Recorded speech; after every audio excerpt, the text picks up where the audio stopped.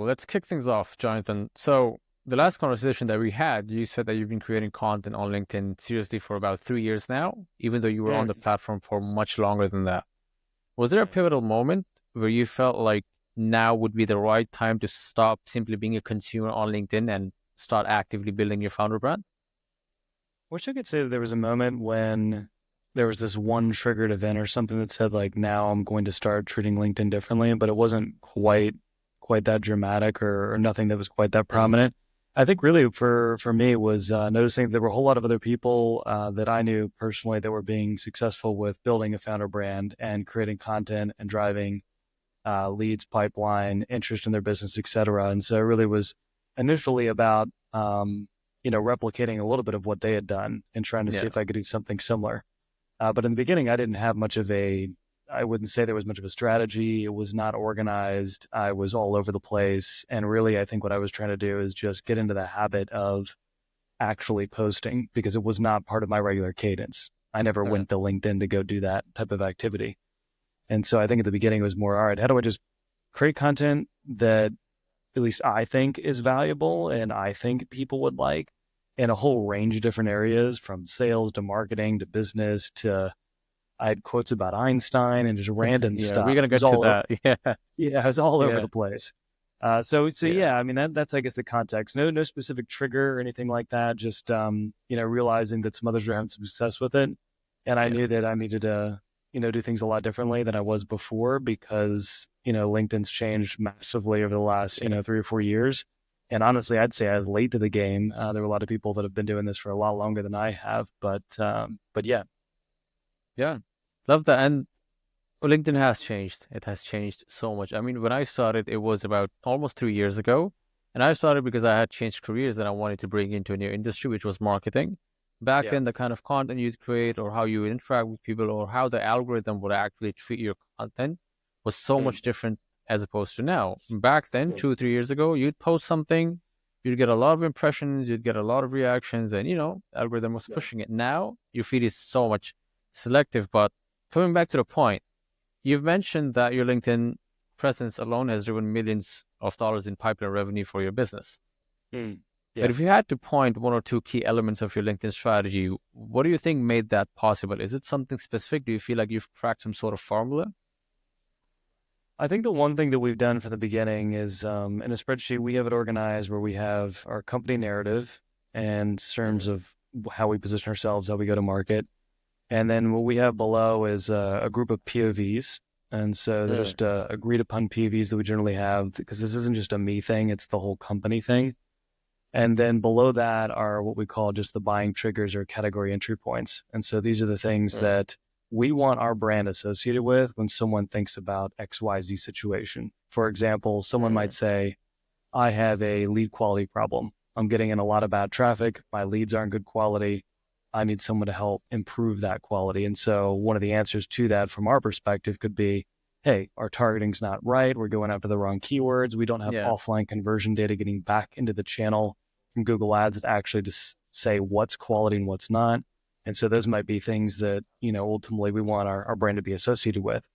And so really every single week, there's, you know, 4 or 5 categories of different things that I talk about every single week. They're pretty yeah, much very similar.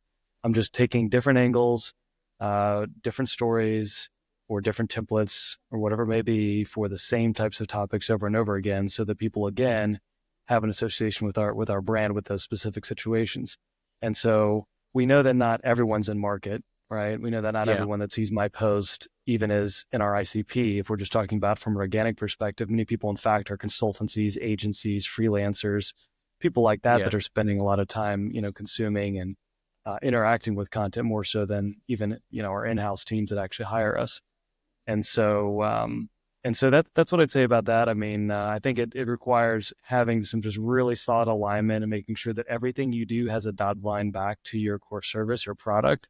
And there's a mm. time and a place for like doing the, out there post that has nothing to do with your brand. But Yeah, personal I think that content. Yeah, the type of content that really drives pipeline or people want to understand like what's working, what's not, stories on how you did it, and then alignment with ultimately some of the core things you do so that when they do have a need, they're like, oh yeah, that guy always is talking about Google, LinkedIn, paid media, demand Yeah. gen, etc., he might be someone that could help us with this.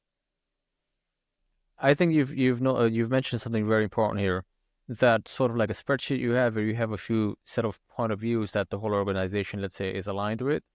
Yeah. Do you guys have it separately for the organization in general, or do you have it individually as well on a founder level? I mean, I think it's probably unrealistic to say that every single person at OmniLab has the exact same POV, but I do think Yeah. philosophically we align with the broader narrative that Mhm. we are communicating to our clients. Otherwise, I think that would be a little bit of it wouldn't feel quite right when you started engaging Yeah. with Omni if it wasn't quite that way. But no, there's different POVs that people have on things. We get in arguments all the time internally about stuff on how to run things based upon whatever I've seen work historically versus what they've seen. We've got people that are coming from different backgrounds too. We've got some people that have spent a lot of time in B2B, but also B2C. And so there's Yeah. different ideas that come from B2C that maybe are a little bit different than the way we typically approach things today. But that information right now is held in just a Google sheet. Everyone has access to it in the whole company. And so we don't have that many people that are that active on LinkedIn. It's really just my co-founder, myself Yeah. predominantly. Some people liking, commenting, stuff like that, but no one with like a brand around it, which is fine. Yeah. And so that's how we do it today. But yeah, now, I mean, clearly there's probably some different POVs at times within the company. Love that. I think that's very interesting because whenever I work with people, there's the first stage is always I create like a positioning document for them where we talk about how they're positioned in the market at the moment, how they need to be positioned, what needs to Yeah. be done in order to get to that desired positioning, what kind of content pillars, what kind of subtopics do you need.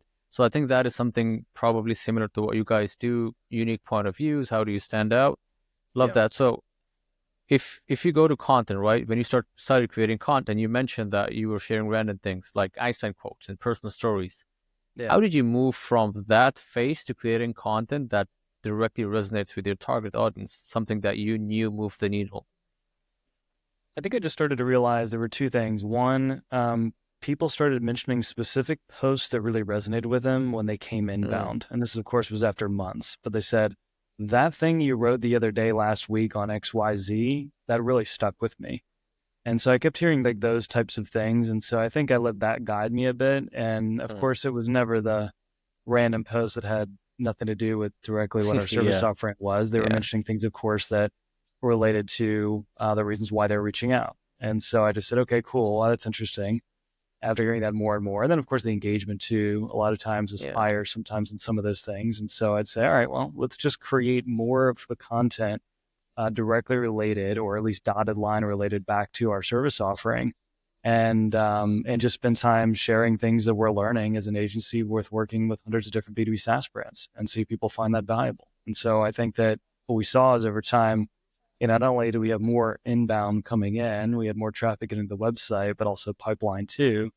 And so we're just like, okay, cool, this makes obvious sense. We're just going to continue to double down on this. And it's pretty much as easy as that. And then finding different ways to say the same message, templates, frameworks, text-based yeah, post, video content, podcast, and so just like how yeah. to figure out similar ways to say the same type of POVs, but just in different ways with maybe more specific examples. So Love that. Jonathan, you've mentioned something a couple of times now on this episode, you could say. You said you used to create content that didn't really affect the way your business was doing, didn't bring in any business, you could say, which was, let's say, random content, Einstein quotes, or personal stories that you knew wasn't related to the service that you were offering. yeah. Was this something that you learned with time as you experimented with content, or did you feel like you already had an idea that this kind of stuff wouldn't really work for my business? I think it seemed right. I don't know. I read a lot on the outside, and I think there were some, third parties, some books and other things that were kind of backing up this thought process. And then also looking a lot at what others are doing too. Mm, I think you can learn a lot from looking at what other people do. I think at the end of the yeah, day, your customer and your audience is the most important, but I was looking at, other agency owners. I was looking at other SaaS founders and other people that were getting into this. And I was trying to see like, well, what are they doing? Well, what's the type of content they're putting out there? Are people interested in it? What are they saying about it in the comments section? I'd even get these people on our podcast and talk to them about it, or just get them on a yeah, DM and have conversations about it and see what they were saying. And so I think it was just a lot of back and forth conversations with people on the side, reading a lot of books and just kind of getting into it to feel like, okay, cool. Yeah, this is the right direction to go. And sure, time and a place for the, personal post on like, hey, here's my kids at Halloween or whatever, if that's your thing. Yeah. But at the end of the day, like we all know that, ultimately we're here to, help people do business better, to find ways to work more efficiently or Yeah. whatever it is you're selling. And so all content needs to have that line. And it's the same true of, you think about ebooks and blogs and all things like that. Yeah. Lots of SaaS brands have tons of tofu content that's being produced, of which has no direct translation back to the product. And so there's a Yeah. reason why content by itself isn't a driver of pipeline. It's content that has a dotted line back to the product as a driver of pipeline. And so you just need to constantly remember that, yes, we want to serve the audience. We want to give them good content they want, but not at the, not the Yeah. loss of, not focusing on our brand. So, Yeah. I really resonate with that because I had a conversation with somebody about this recently about if your goal on LinkedIn is to create a community, then you could create top of the funnel content, spread awareness, content that is for the general or the mass public. But if you yeah, want to drive conversions, let's say, or you want to attract people who want to do business with you, then you have to move towards the bottom of the funnel content, right? Something that you know yeah, could convert in the future. But you've mentioned right. something else that is very interesting as well, Jonathan. You said that you started seeing results not immediately, but it took a few months, right? And Yeah, a lot of founders, they expect LinkedIn to yield quick results. You said it took at least 6 months before you saw any traction. yeah. What would you say to founders who are hesitant to commit to long-term founder brand building on LinkedIn? Yeah, this one's tough. This is like the broader, brand marketing versus performance marketing Mm-hmm. debate too. And interestingly, there was a study done, and I'll get back to your question, that Yeah. people are actually thinking about doubling down more on performance marketing right now. And so there's even more short-termism in terms of that thought process. But yeah, I mean, yeah, in terms of the time it took, what would I say to founders? It's a difficult one. I mean, ultimately, very few things in marketing are quick. There are things Yeah. like spinning up a Google Ads campaign on high intent keywords that's probably quick. There's maybe running paid ads on G2 and Capterra where people are reviewing other competitive products that maybe gives you some quick results and gives you some of the short-term wins.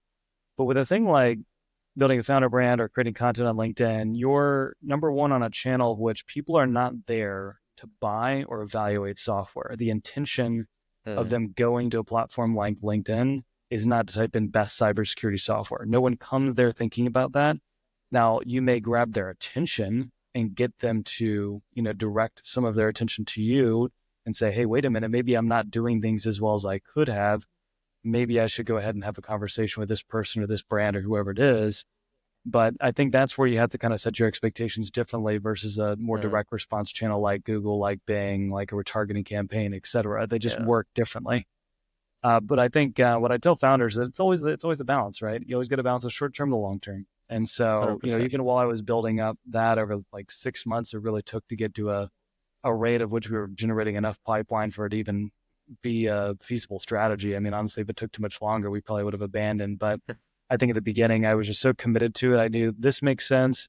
We're getting some of the right signals initially. We're just going to Yeah. stick with it. And it's just going to be a thing we always do on the side because we know this is helping because we're starting to see people qualitatively say, like, hey, like, love the post.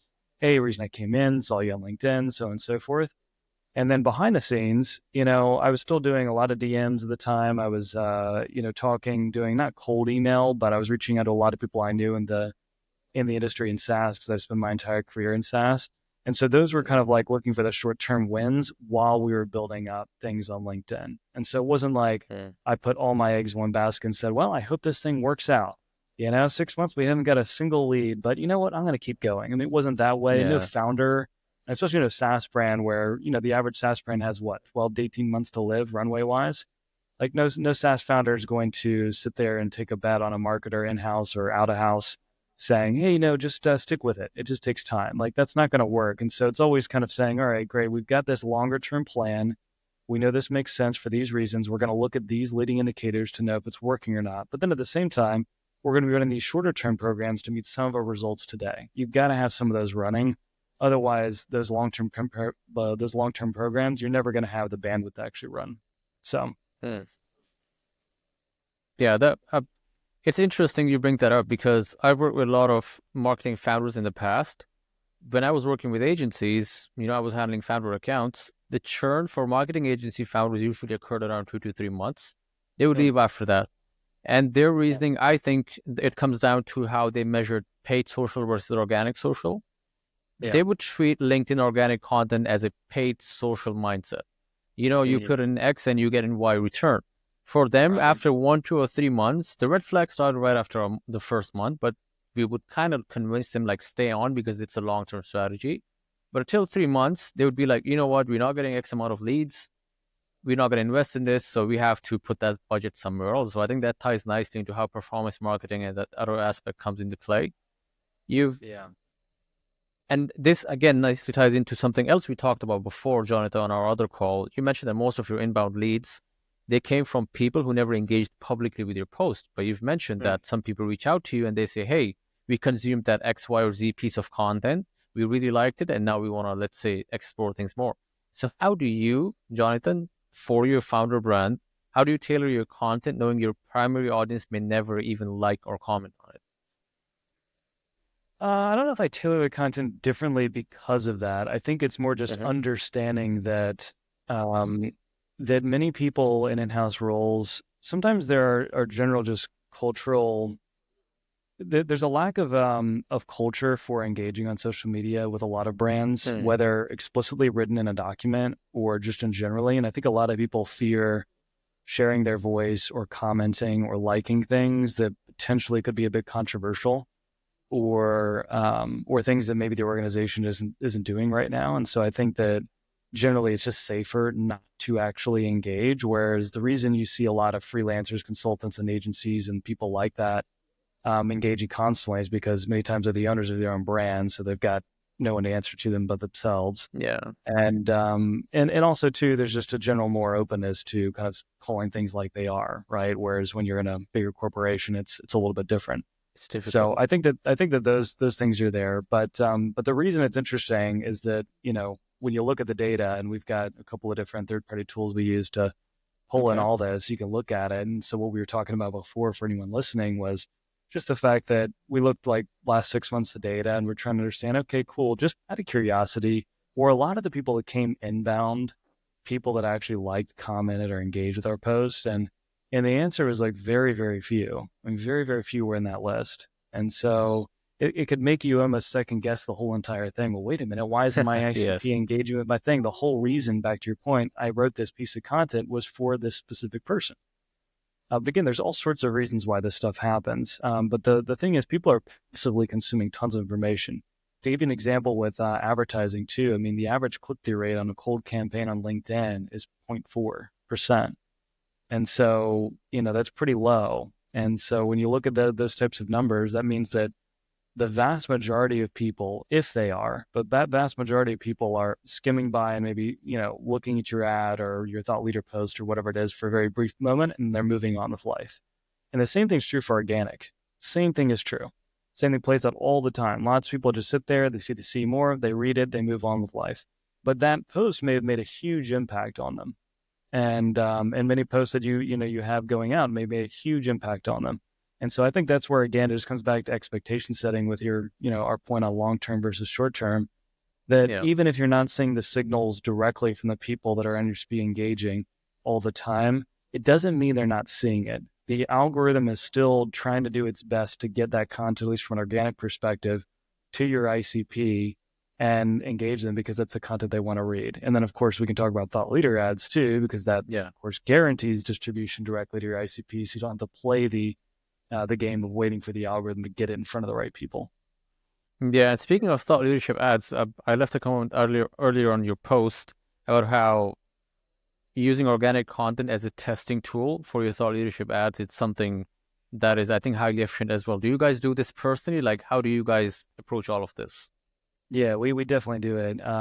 Yeah, we do it for a lot of our clients too, or at least advise them to. Not they don't always take that advice, but yeah, yeah, the way that we do it is, I mean, yeah, we essentially have content ideas. We repurpose a lot of great content that's worked before. Again, kind of tying back to those CPs, and then Yeah.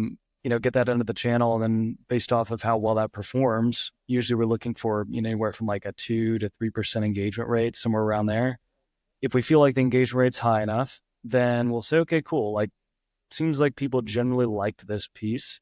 Let's go ahead and put some money behind it and get it out to more people. But this time, let's guarantee distribution just to the people in our ICP. We're not going to worry about the freelancers, the agencies, the consultants. Love those guys to death. We all support each other, I think, within the Yeah. community of LinkedIn.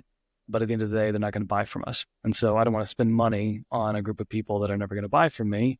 And so that's kind of the way we do it today. And then, of course, that also directly goes into our newsletter too. And so we'll take the best performing posts from the week and then go deeper on it in our newsletter on Friday. And so again, Mm. all this is doing is kind of going a little bit in reverse. Most people, from a content perspective, you would create that big long form piece, like the huge piece of content, and then you just break it up into all And then little you pieces. repurpose it. Yeah. Yeah. Which there's something that makes some sense about that. But the same token, like when you're going to invest that much time in this really long, kind of juicy piece of content, it's sometimes better just to like tease it out a little bit with the general ideas, and over time, like you just kind of know at some point. You don't have to tease these Yeah. things out. Like I just know, because you just can talk about certain things. You see the trends over time. You know that if you invest in a longer term piece, this is going to kill it. Like, I mean, if I wrote a crazy detailed LinkedIn ads guide or something like that went practically into every little thing, I mean, that thing would get 600 likes in a second, easy. Yeah. I mean, just because people love that type of stuff.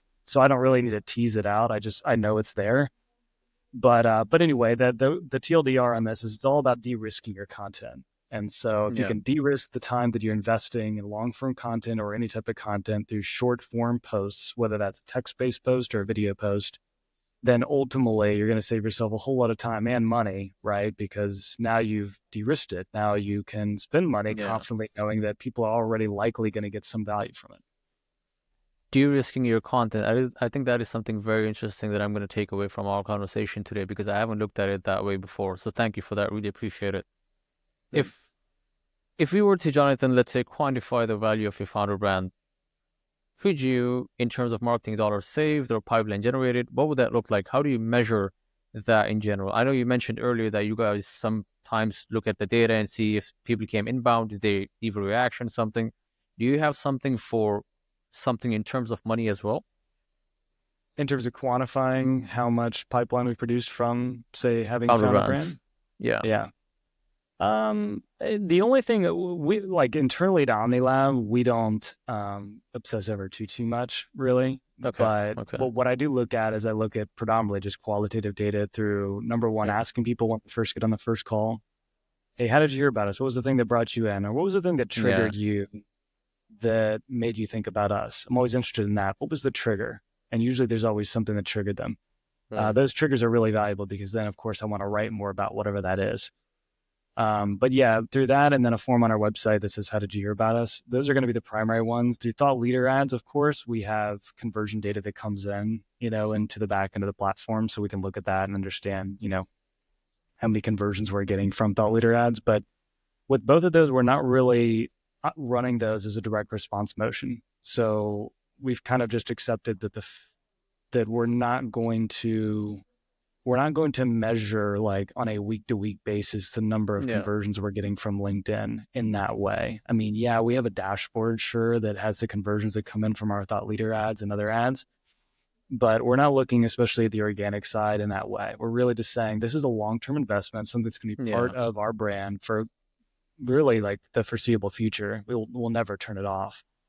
And and we're just going to look at those qualitative inputs. And qualitative inputs could be that, how did you hear about us feel? But it also could be things like the comments, the DMs, what people say behind Exactly. the scenes.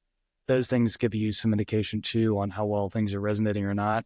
So I don't have a good answer for you in terms of like, hey, It's fine. over the last 3 years, we've generated $7.5 million of the pipeline or something. I'd love to have that No. answer, but we just don't look at it that in that way. And also it'd be tough to get a really good number around that. I mean, I could Yeah. look through all of the form fills that have come in, and if they say LinkedIn, I could theoretically attribute all that to LinkedIn. But we also do other things too. Like we're on Yeah. podcasts, we're doing events sometimes. We've done a handful of in-person things as well. And so all these things I feel like are helping, create some awareness. Everything, Yeah, everything's a touch point in your buyer's journey, right? yeah, it Yeah, is. It love is. that. So, And what you've mentioned just now in this, like the last answer, is something that I really strongly believe in. If you're trying to measure the impact of your LinkedIn organic content or founder brand, let's say, and you're only looking at the numbers like reactions, comments, shares, I think you're leaving a lot on the table because not everybody is going to interact with you, but they might end up working with you. So the qualitative signals that you take a look at, for example, the quality of comments or DMs generated, I think that is also a very strong indicator of whether your content is resonating and is it resonating with the right people or not. So that is a very important point that you just mentioned. And speaking I of the think that foreseeable future, yeah, go on, Mhm. Jonathan. You were saying? No, I think it's a good point. I know we're running out a little bit of time here, but I want to add one other Mhm. thing to what you just said. I think, since reach has gone down significantly over the last year or so on LinkedIn. But the important thing to really look at when you're looking is not just the sheer number of likes and comments. Those are the things that feel good. That's the dopamine rush that you get when you start creating Yeah, good exactly. content. But really, you should be focusing more on the engagement rate, which means that you have to Mm, total up all the likes, comments, and reshares and divide that by impressions. That's the number you should really be looking at to give you some type of gauge, because sometimes, I'll have posts even now and I don't have the biggest following, I think 26,000 or something like that. But, even with those people, sometimes I'll have, I don't know, 20, 30, likes or something like that, a handful yeah. of comments, but the gauge rate's at 4.5 or 5. And Wow. so really what I'm looking at is that over impressions, because sometimes LinkedIn is just not going to get it in front of enough people, unless it's something that just goes viral, right? It's just not going to get in front of Yeah. enough people. So sometimes you don't want to beat yourself up too much thinking about, oh gosh, I didn't get 100 likes like that other post or that other guy did. Like, I mean, it's not like that's a indicator, but it's not the indicator. Yeah. I just a follow-up question off the back of that. You've mentioned engagement rate, right? But then you also want to understand whether the people who are engaging with your content, they are of your relevance and they are of your target audience. Let's say theoretically you had a high engagement rate, 3, 4, 5%, but you saw that the people weren't really off your target audience. How would you, as somebody who's creating content on LinkedIn, change? Like, what would you change to make that right? Hmm. If some people were not part of my audience that were seeing some of my content, Yeah, and you knew that these people are never going to end up working with you, so you had to change something with your content. hmm. um, yeah, it's a good question. I'd have to think about that one. I don't think I'd really mind too much if there were Hmm. people that were engaging with my content that were never going to buy from me. I mean, there's tons of people that I support that I'm never going to buy from, and then the opposite, right? I think it's just one of those things. I mean, especially with organic, that there's always going to be a handful of people that, um, that are engaging with your content that are never going to buy from you. I suppose. I mean, if you legitimately had the wrong audience engaging with your Yeah. content thing, significantly bad like that, then, you've got to start to take a look at, well, what does your audience actually want to learn more about? And so you can do that Mm. through get to know your customer, doing podcast interviews, doing their role would be the most ideal situation, not realistic for all situations. But those types of things, of course, would, help, right? Because then, already, well, they like talking about this. I get these questions all the time. And one thing we do all the time is like, what are the questions that we get on discovery calls? What are the questions that we get from our Mm. own clients all the time? How does this Exactly. work? What does this do? Da, da, da, da, da. Like literally, that's like just a bank of information. Or we can actually Yeah. take that, through API calls from Fireflies, which is our recording software. I just put that into a spreadsheet and Yeah. say, cool, like we keep getting these questions over and over again. Like let's create content around it, because if our own clients are asking it, pretty good chance that everyone else is asking it out there, even if they're not explicitly saying something. But yeah, that's what I'd say about that. I do need to Yeah. run. I would love to Of continue course. picking this up. This was a great conversation, man. So I Yeah, really exactly. No, I appreciate that. Yeah, we're almost at time anyway. We've got like a few seconds, but thank you so much, Jonathan, for this. And I this was actually my last question too. So yeah, I appreciate you being here and thank you for being on the episode. yeah, I love it, man. Thanks so much for having me on. Take care. Bye bye.